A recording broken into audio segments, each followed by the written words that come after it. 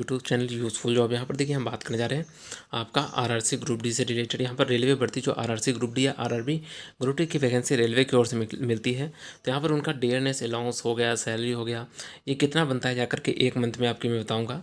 उससे पहले अगर चैनल में नए तो चैनल को भी सब्सक्राइब कीजिए। इस तरह की जानकारी आपको मिलती रहेंगी अपने चैनल में। जैसा कि आपको पता है कि साल में 2 बार आपका डेयरनेस अलाउंस इंक्रीज़ होता है। एक होता है आपका जनवरी के आसपास, दिसंबर जनवरी में, और दूसरा होता है आपका जुलाई अगस्त के आसपास।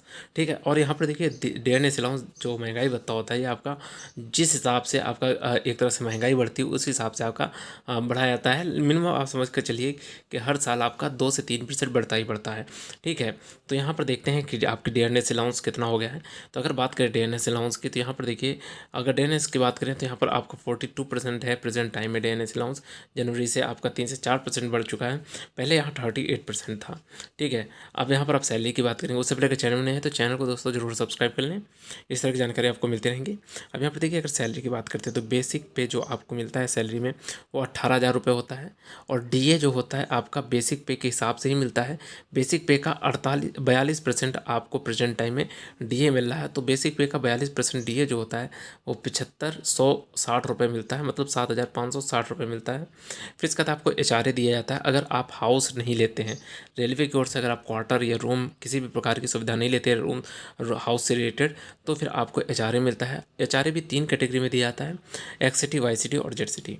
एक्स सिटी वो शहर होते हैं जिनकी जनसंख्या 1 करोड़ के आसपास होती है, जैसे दिल्ली हो गया, चेन्नई हो गया, कोलकाता हो गया, हैदराबाद हो गया।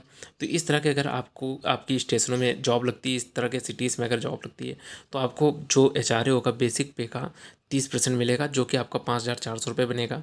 अगर वाई सिटी में होता है जैसे कानपुर, इलाहाबाद हो गया, लखनऊ हो गया, ठीक है, इस तरह के अगर प्रयागराज हो गया, तो इस टाइप के अगर सिटीज़ होते हैं तो फिर आपको बेसिक पे का 20% मिलता है एचआरए, जो कि 3600 रुपये होता है। जेड सिटी में छोटे मोटे शहर या कस्बे आते हैं, अगर जैसे फतेहपुर ये छोटा सा शहर है, कौसाम्बी हो गया, ठीक है, या फिर आप ले सकते हैं कन्नौज हो गया, ये छोटे छोटे शहर हैं। अगर यहाँ पर आपकी ड्यूटी लगती है तो आपको केवल बेसिक पे का 10% ही एचआरए मिलेगा। ठीक है। लेकिन यहाँ पर आपको अगर छोटे शहर हैं तो वहाँ पर अगर आपको क्वार्टर मिलता है तो ज़्यादा बेस्ट रहेगा आपके लिए। ठीक है। क्योंकि आपको पता ही है कि कितना भी छोटा शहर हो लेकिन वहाँ पर 1800 में आपको एक कोई हाउस नहीं मिल पाएगा। ठीक है। तो यहाँ पर आप अगर कभी पोस्टिंग होती भी है तो आप हाउस लेने की ज़्यादा तरह से कोशिश करना कि आपको हाउस मिल जाए तो ज़्यादा बेस्ट है। ठीक है। फिर इसके बाद आगे की ओर बढ़ते हैं तो यहाँ पर आपकी जो टोटल सैलरी बनती है वो टोटल सैलरी देखिए एक्स सिटी में आपका 30,960 रुपये बनती है। और टोटल सैलरी जो वाई सिटी की है तो 29,160 रुपये बनेगी। और टोटल सैलरी जो है जेड सिटी की अगर बात करें तो आपका 27,360 रुपये बनेगा।